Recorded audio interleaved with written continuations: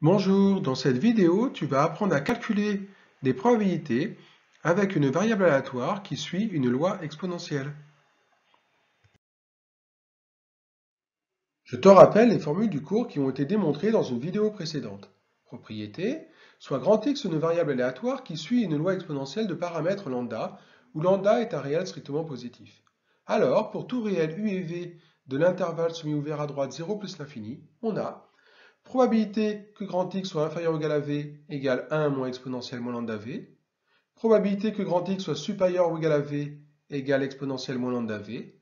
Et la probabilité que grand X soit supérieur ou égal à U et inférieur ou égal à V est égale à exponentielle moins lambda U moins exponentielle moins lambda V. Souviens-toi, tu n'es pas obligé de toutes les connaître par cœur. Une suffit. Les autres découlent de celles que tu auras apprises très rapidement. Regarde la vidéo avec les démonstrations pour t'en convaincre. Exemple d'illustration. La durée de vie d'un composant électronique jusqu'à ce que survienne la première panne, exprimée en années, est une variable aléatoire grand X qui suit une loi exponentielle de paramètres lambda. Première question, déterminer ce paramètre lambda arrondi à 10 moins de près pour que la probabilité de l'événement grand X strictement supérieur à 8 soit égale à 0,2. Petit 2, déterminer la probabilité qu'un composant électronique n'ait pas eu de panne au cours des 2 premières années, arrondir à 10 moins de près le résultat. On souhaite déterminer le paramètre lambda, connaissant l'égalité, probabilité que grand X soit strictement supérieur à 8 est égale à 0,2.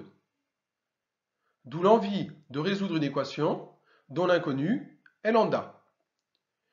Nous rappelons que la probabilité que grand X soit supérieur à 8, strictement, est aussi égale à la probabilité que grand X soit supérieur ou égal à 8, puisque grand X est une variable aléatoire continue. Une probabilité dans le cas où l'inégalité est stricte est égale à une probabilité dans le cas où l'inégalité est large.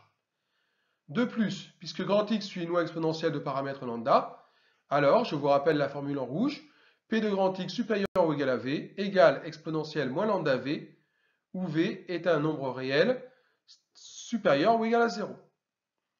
On peut alors appliquer ici la formule dans le cas où V égale 8. L'équation s'écrit P de grand X strictement supérieur à 8 égale 0,2. Et cette équation est équivalente à exponentielle moins lambda fois 8, puisque V égale 8, égale 0,2.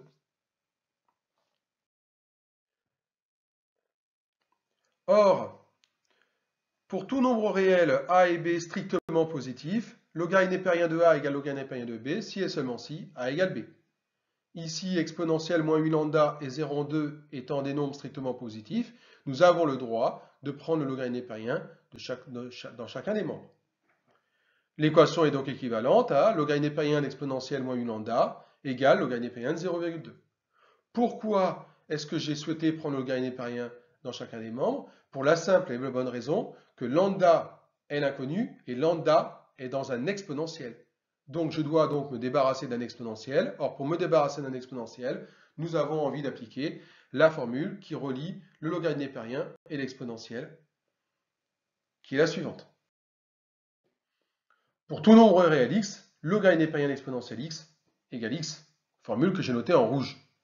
Ainsi, logarithme népérien d'exponentielle moins 8 lambda est égal à moins 8 lambda. L'équation est donc équivalente à moins 8 lambda égale logarithme népérien de 0,2. En divisant chaque membre par moins 8, l'équation devient équivalente à lambda égale moins logarithme népérien de 0,2 sur 8. Donc lambda est proche de 0,2. Petit 2, on souhaite déterminer la probabilité qu'un composant électronique n'ait pas eu de panne au cours des 2 premières années. S'il n'a pas eu de panne au cours des 2 premières années, ça veut dire que sa durée de vie avant la première panne est supérieure à 2. On cherche donc la probabilité que grand X soit supérieur ou égal à 2. On sait d'après petit 1 que lambda est proche de 0,2. La probabilité que grand X soit supérieur ou égal à 2 s'obtient à l'aide de la formule rouge, à savoir P de grand X supérieur ou égal à V égale exponentielle moins lambda V.